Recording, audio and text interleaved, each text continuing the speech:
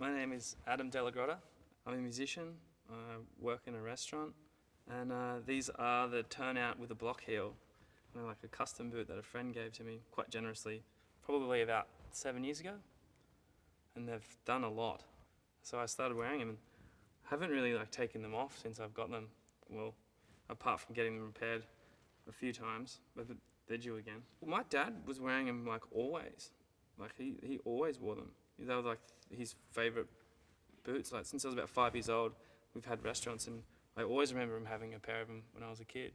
I have 2 pairs of these yearlings with a Cuban heel as well, and I kind of had one that I would play just for stage wear when we play nice shows, so I kept them quite nice. Yeah, I like a couple of different styles. The Santa Fe's are really cool, and those are great with the chiseled toe.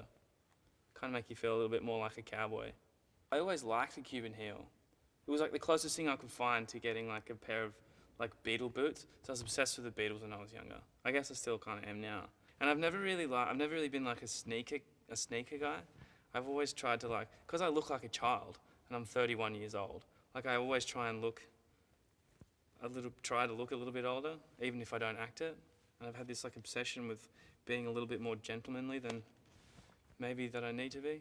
I haven't, but will soon have to get these things replaced, the stretchy bits. I think they're called the stretchers. I think that's the technical term for them, is the stretchers. But yeah, it's mostly just building back up the heel and a stern talking to by the lady about not wearing or using enough polish. That's a general thing. Oh yeah, that's what my boots would also say, feed me. Sit down and feed me.